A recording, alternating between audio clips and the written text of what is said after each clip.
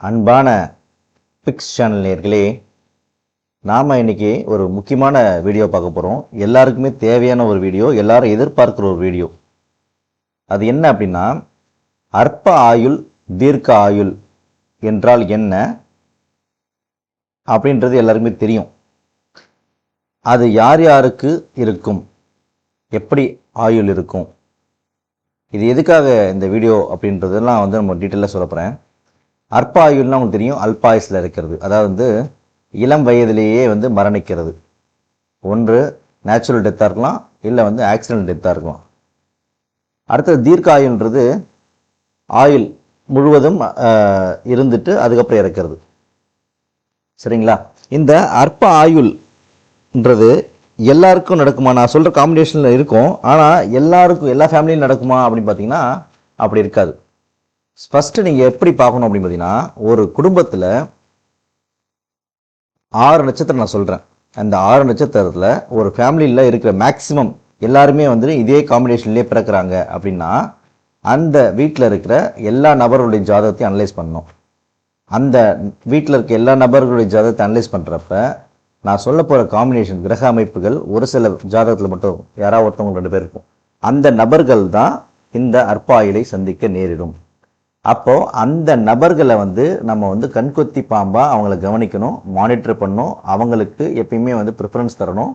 அவங்க சொல்கிறத அப்படியே விட்டுட்டு அவங்களுக்கு கொஞ்சம் நம்ம சப்போர்ட்டிவாகவே இருக்கணும் எப்பயுமே லைஃப் லாங். கிட்டத்தட்ட அவங்க மேரேஜ் லைஃப் வரையுமாச்சும் பத்திரமா பார்த்துக்கணும். மேரேஜ் முடிஞ்சு ஒரு குழந்தை பிறக்கிறது, ஒரு குழந்தைகள் வளர்ற வரையும் கிட்டத்தட்ட ஒரு 30-40 வயசு வரையுமே, 40 வயசு வரையும் அவங்கள பத்திரமா பார்த்துட்டோம்னா அந்த கண்டங்கள்லாம் தப்பிச்சுட்டு தீர்க்க ஆயுளை தாண்டி 90-100 வயசை தாண்டி வாழ்வாங்க. சரிங்களா? சரி, அதுக்கு முன்னாடி நம்ம சேனலை யாராவது சப்ஸ்கிரைப் பண்ணலாம், சப்ஸ்கிரைப் பண்ணிக்கோங்க. சரிங்களா? சரி, இப்போது நான் சொன்ன அந்த 6 நட்சத்திரம் இருக்குல்ல, அது என்னென்ன அப்படின்னு பார்த்தீங்கன்னா, ஒரு குடும்பத்தில் புனர்பூசம், சுவாதி, அவிட்டம், பூசம், விசாகம், சதயம், இந்த 6 நட்சத்திரத்தில் ஒரு ஃபேமிலியில் இருக்கிற மெம்பர்ஸ் எல்லாருமே இருக்காங்களா, ஒரு 10 பேர் இருக்காங்கன்னு வைங்களேன் ஒரு ஃபேமிலியில். இந்த 10 பேரில் 7 பேருக்கு மேலே இந்த குறிப்பிட்ட 6 நட்சத்திரத்திலேயே பிறந்திருக்காங்கன்னு வச்சுக்கோங்களேன். அப்போது அந்த வீட்டில் இருக்க நபர்கள் எல்லாருடைய ஜாதகத்தையும் ஒரு நல்ல ஜோதிடரை பார்த்து அந்த ஜாதகத்தை அனலைஸ் பண்ணுங்க. அப்படி பண்ணுறப்ப பார்த்தீங்கன்னா, நான் சொல்ல போகிற கிரக அமைப்புகள் எந்த ஜாதகத்தில் இருக்குன்னு பாருங்கள். தெரிஞ்சுக்கிட்டிங்கன்னா அவங்கள பத்திரமா பார்த்துக்க வேண்டியது உங்களுடைய தலையாய கடமை. சரிங்களா? என்னன்னு பார்த்தீங்கன்னா, அந்த குழந்தை பருவத்தில் இருக்கிறப்ப பார்த்தீங்கன்னா, ஒன்று உடம்பு சரியில்லாமல் இறப்பாங்க, நேச்சுரல் டெத், அதுக்கு அந்த காம்பினேஷன் என்னது? விபத்தால் இறக்குறாங்களே அதுக்கு என்ன காம்பினேஷன்? சூசைடல் டெத்தில் இருக்கிறாங்களே அதுக்கு என்ன காம்பினேஷன்? ஆக்சிடெண்ட்டில் இருக்கிறது என்னது? அதே போல் இந்த லவ் அஃபேர்ஸ்லாம் இருப்பாங்களே அதெல்லாம் அதில் இருப்பாங்களே சூசைடல் டெத்து. அதுக்கப்புறம் மேரேஜ் ஆகி ஹஸ்பண்ட் ஒய்ஃப் அந்த ரிலேஷன்ஷிப்க்கு அப்புறம் பாதிக்கப்பட்டு அதில் இருப்பாங்க. ஸோ இப்படி ஒவ்வொரு ஏஜ்லேயும் ஒவ்வொரு மாதிரி இருக்கும்ல, அந்த அமைப்புகள் எல்லாத்தையுமே நான் 1 by 1 சொல்கிறேன். அந்த அமைப்பு இருக்கா அப்படின்னு செக் பண்ணுங்கள்.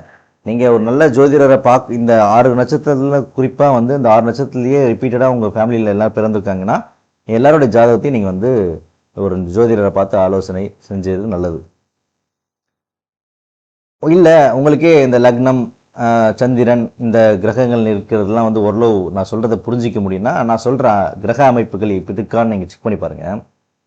கண்டிப்பாக ஏற்கனவே இறந்துருப்பாங்கள்ல, அந்த அவங்களுக்கும் இது செட் ஆகும். எத்தனை ஜாதகம் 10 பேர் இருந்தவங்களை நீங்கள் ஜாதகம் வச்சாலும் எல்லாரையும் நீங்கள் செக் பண்ணி பாருங்கள், எல்லாருக்கும் பர்ஃபெக்டாக மேட்ச் ஆகும். சரிங்களா? ஃபஸ்ட்டு என்ன அப்படின்னு பார்த்தீங்கன்னா, லக்னம், உங்களோட லக்னம் என்னன்னு தெரிஞ்சுக்கோங்க. அந்த நான் ஜாதகரை சொல்கிறேன்ல, அந்த ஜாதகருடைய லக்னத்தை பாருங்கள். லக்னம் அதாவது 1ஆம் அதிபதி தான் லக்னம். 1, 6, 8, 9 இந்த 4 தொடர்பு செக் பண்ணி பாருங்கள்.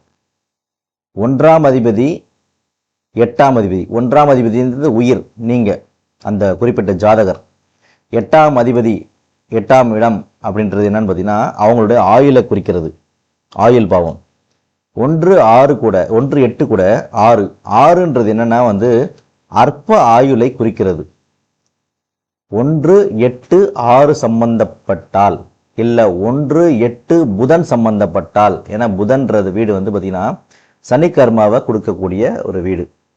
அந்த கிரகம் அப்போது 1-8 கூட புதன் இருந்தாலோ 1-8 கூட 6ஆம் அதிபதியோ 6ஆம் இடம் சம்பந்தப்பட்டாலோ அந்த குறிப்பிட்ட ஜாதகருக்கு அற்ப ஆயுளை சந்திக்க நேரிடும் அப்படின்னு எடுத்துக்கலாம். இதை இன்னும் வலுவாக இருக்கா அப்படின்னு செக் பண்ணுறதுக்கு எந்தெந்த நட்சத்திரம் ஏறி இருக்குதுன்னு நம்ம செக் பண்ணிக்கலாம். ஓகேங்களா? அது மேலும் பார்த்தா பூசம் விசாகம் பார்த்தீங்கன்னா புனர்பூசம் சுவாதி அவிட்டம் நட்சத்திரமே ஏறி இருந்துச்சுன்னா இந்த 3 கிரகமே 3 வீடுமே 1, 6, 8 இருந்துச்சுன்னா இன்னும் ஸ்ட்ராங்காக இருக்குன்னு அர்த்தம். சரி, இப்போ அற்ப ஆயுள இறப்பாங்க அப்படின்றது தெரிஞ்சிட்டோம். இது நேச்சுரல் டெத்தா ஆக்சிடென்ட் டெத்தா அப்படின்னு தெரிஞ்சுக்கணும்னா 1, 6, 8 மட்டும் சம்மந்தப்பட்டால் அது நேச்சுரல் டெத்தாக இருக்கும். இதே ஆக்சிடென்ட் டெத்துனா 1, 6, 8, 9 இல்லைனா 1, 6, 8 கூட குரு சேர்ந்துருக்கணும். சரிங்களா? 1, 6, 8, 9 சம்பந்தப்பட்டால், அதாவது 1, 6 பார்த்தீங்கன்னா ஒன்றா சேர்ந்து 8ஆம் வீட்டில் இருந்துட்டு குருவும் 8ஆம் வீட்டில் இருக்கிறது, இந்த மாதிரி வந்து பரிவர்த்தனை, இந்த மாதிரி எந்த காம்பினேஷன் இருந்தாலும் அதை வந்து நம்ம கன்சிடர் பண்ணிக்கணும். அந்த ஜாதகரை நம்ம வந்து பத்திரமா பார்த்துக்கணும். 1, 6, 8, 9 இந்த காம்பினேஷன் தான் ஆக்சிடென்டல் டெத்து. இதே சூசைடல் டெத் அப்படின்னு எடுத்திங்கன்னா 1, 6, 8 கூட 5ஆம் அதிபதி, 5ஆம் வீடு 5ஆம் அதிபதி சம்பந்தப்பட்டால் அவங்க சூசைடல் டெத்துக்கு ஆளாக நேரிடும், அற்ப ஆயுளை சந்திக்க நேரிடும்.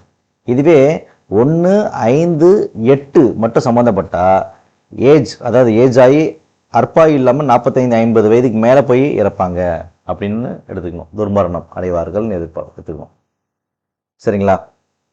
ஸோ இதே போல் இந்த கொலை, யாராச்சும் கொலை பண்ணி இறந்துறாங்கல்ல, அந்த மாதிரி காம்பினேஷன் என்னென்னா வந்து 1, 8, 6 கூட 11ஆம் அதிபதி சம்மந்தப்படணும். இப்படி சம்மந்தப்பட்டுச்சுன்னா அவங்க வந்து அவங்க கொலை செய்யப்படுவார்கள் அப்படின்னு எடுத்துக்கணும். சரிங்களா? எப்பயுமே வந்து 1, 8 இதுதான் வந்து ஆயுள் காரன். இது கூட 6 சம்பந்தப்பட்டால் அற்ப ஆயுள், 9 சம்பந்தப்பட்டால் துர்மரணம். இதுதான் விஷயம். இந்த காம்பினேஷன் ஏதாச்சும் ஒரு ஜாதகத்தை இருந்துச்சுன்னா அந்த வீட்டில் இருக்க ஜாதகத்தில் அனலைஸ் பண்ணுறப்ப ஏதாவது குறிப்பிட்ட ஜாதகருடைய ஜாதகத்தில் இந்த மாதிரி காம்பினேஷன்ஸ் இருக்குன்னா அவங்கள பத்திரமா பார்க்க வேண்டியது உங்கள் தலையாய கடமை. மேரேஜ் ஆகி குழந்தை பிறந்து குழந்தை கொஞ்சம் வளர்கிற வரையும், அந்த கிட்டத்தட்ட 40 வயதை கிராஸ் பண்ணுற வரையும் அவங்கள பத்திரமாவே பார்த்துக்கணும். இன்கேஸ் ஏதாச்சும் வந்து அவங்க வந்து டிப்ரெஷனில் இருந்தாங்கன்னா அவங்களுக்கு தேவையான சுச்சுவேஷனை க்ரியேட் பண்ண வேண்டியது உங்களுடைய கடமை. அந்த அட்மாஸ்பியரை செட்டப் பண்ணி அவங்கள வந்து பத்திரமா, எப்பயுமே இந்த மாதிரி ஆளுங்கள்லாம் வந்து தனி கொடுத்தனம் விடக்கூடாது. இப்போ இன்கேஸ் மேரேஜ் பண்ணி போகிறாங்கன்னா கூட தனி கொடுத்தனம் விடக்கூடாது, அவங்கள கூட்டு குடும்பமே வச்சுக்கணும். அப்போ தான் வந்து என்ன நடக்கும்னா பார்த்தீங்கன்னா அவங்களுக்கு வந்து எல்லாரும் இருக்கிறப்ப வந்து அவங்களுக்கு அந்த இது தெரியாது, தனிமை தெரியாது. ஸோ அதனால் வந்து இறக்க மாட்டாங்க.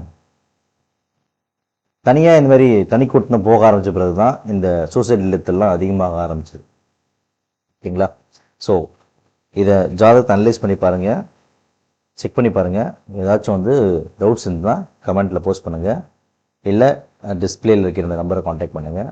ஜாதகத்தை அனலைஸ் பண்ணணும், கண்டிப்பாக நான் ஹெல்ப் பண்ணுறேன்.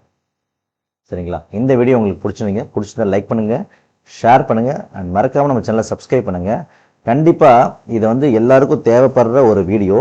எல்லாருக்கும் உங்கள் ஃப்ரெண்ட்ஸ் சர்க்கிளுக்கு யார் யார் தேவைப்படுமோ எல்லாருக்குமே இந்த வீடியோவை ஷேர் பண்ணுங்கள்.